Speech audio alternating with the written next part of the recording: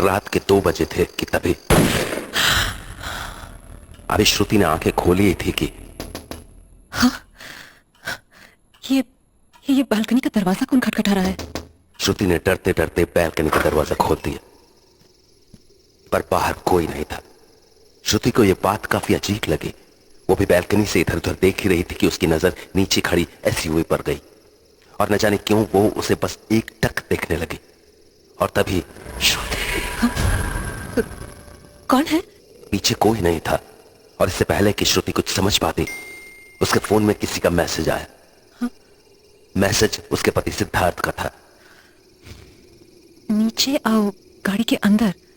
हाँ? ये क्या मजाक है? कौन हो तुम? जल्दी आओ, मैं तुम्हारा इंतजार कर रहा हूं। What nonsense.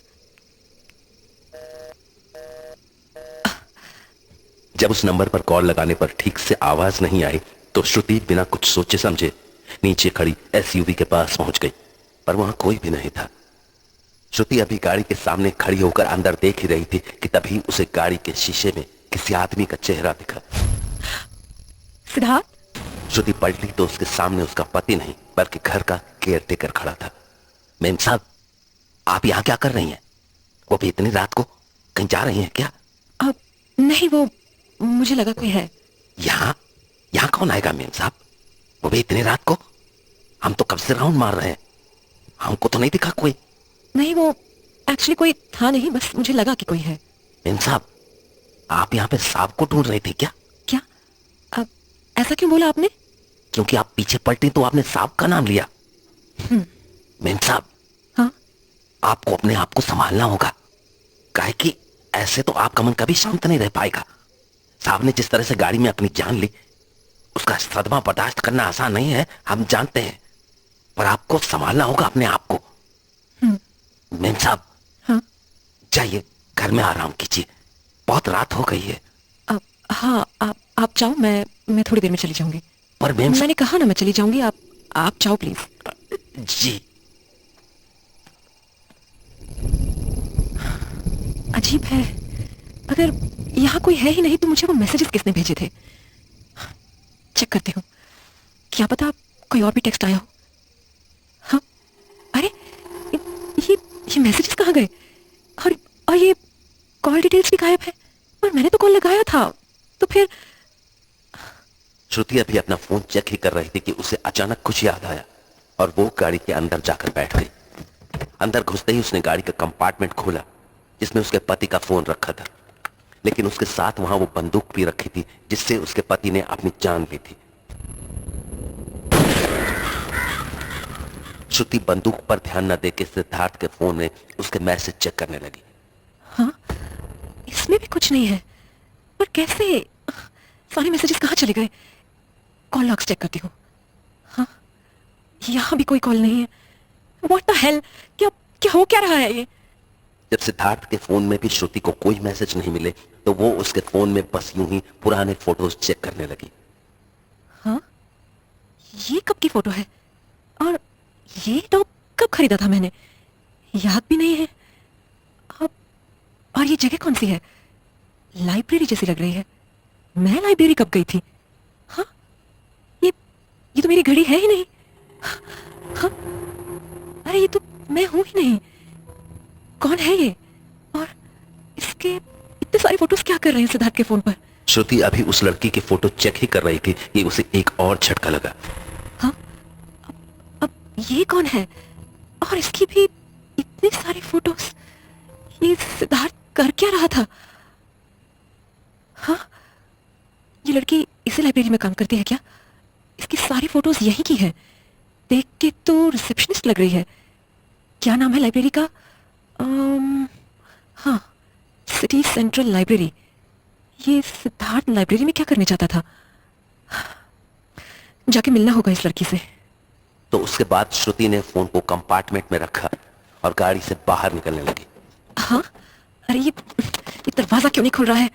हाँ, लॉक कैसे हो गया ये? वो भी। हाँ, सिद्धार्थ। मेम साहब, आप अरे क्या हुआ?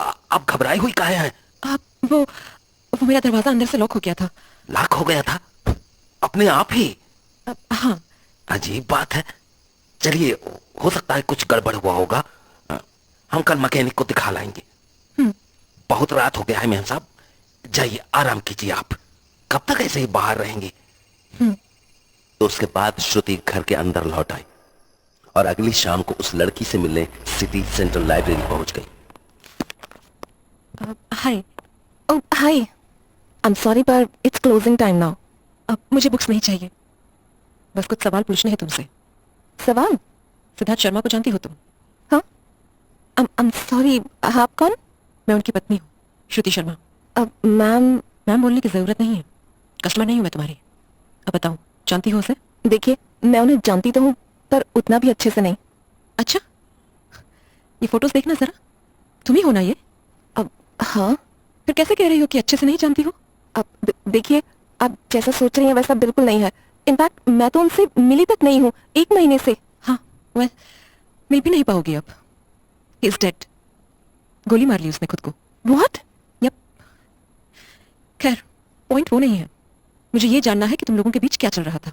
सो रही थी तुम उसके साथ? What? No, of course not. फिर क्या? कुछ भी नहीं, हमारे बीच कुछ भी नहीं था। हाँ, हम लोग आपस में कभी कभार फन वे में फ्लर्ट कर लेते थे, पर वैसा कुछ सीरियस नहीं था। अच्छा, रेगुलरली मिलते थे तुम लोग लाइब्रेरी में? नहीं, बस जब जब वो बुक्स लेने आते थे तभी मिलते थे। In fact I can even tell you, उन्होंने लास्ट कौन सी बुक इशू कराई Not थी। interested. मुझे ये बताओ कि तुम लोग यहीं मिलते थे या फिर बाहर भी? अब बोलो। हम बस एक बार बाहर मिले थे, वो मुझे अपने घर लेकर गए थे। तो व्हाट? तुम घर आई थी मेरे? अभी तो तुमने कहा तुम दोनों के बीच कुछ भी सीरियस नहीं था। कमाल है। बताओ फिर, क्या किया तुमने मेरे घर पे? कुछ भी नहीं, हमने थोड़ी बातें की और 1-2 ड्रिंक शेयर की, एंड मुझे उनके साथ टाइम स्पेंड करके अच्छा लगा। तो आई किस्ड हिम। उन्होंने भी किस किया मुझे, पर फिर चीजें अजीब हो गईं। व्हाट डू यू मीन अजीब? मतलब हम किस तो कर रहे थे, पर फिर पता नहीं क्यों वो मेरा गला दबाने लगे। व्हाट? हाँ, शुरू में तो मैंने कुछ नहीं कहा, पर जब मुझे काफी दर्द होने लगा तो मैंने उन्हें रोक दिया, लेकिन फिर वो बहुत अपसेट से हो गए। मुझे लगा मेरे ना कहने के कारण वो ऐसे बिहेव कर रहे हैं, बिकॉज मे बी उन्हें ये सब करना ऐसे रफ स्टाइल में पसंद था। No no, not possible. 14 साल से जानती थी उसको मैं, वो वैसा नहीं था। खैर, आगे बताओ, फिर क्या किया उसने? कुछ भी नहीं, वो बहुत देर तक सर झुकाकर एक ही बात बोले जा रहे थे, कुछ काम नहीं कर रहा है, कुछ नहीं, आई कांट स्टॉप इट। क्या काम नहीं कर रहा? और किसे रोकने की बात कर रहा था वो? पता नहीं, उन्होंने उसके बाद ज्यादा बातें नहीं की और मुझे घर ड्रॉप कर दिया। घर ड्रॉप करते हुए जब मैंने उनसे दोबारा सॉरी कहा तो उन्होंने बोला गलती मेरी नहीं उनकी थी, और अब उन्हें समझ आ गया था कि उन्हें क्या करना है। He said he needs to end it now. मुझे उस वक्त तो उनकी ये बात समझ नहीं आई, पर अब लग रहा है शायद वो उस दिन बहुत गिल्टी फील कर रहे थे because he was cheating on you, और मे बी इसीलिए उन्होंने अपनी जान ले ली। उसे चीट करना होता तो सो चुका होता तुम्हारे साथ। बात कुछ और है। अब पर क्या? और वो ऐसे खुद की जान क्यों लेंगे? वही तो पता लगाना है। एनीवे, तुम्हें लाइब्रेरी बंद करनी है, राइट? हाँ। बंद करो और चलो मेरे साथ। कहाँ? मेरे घर। हाँ?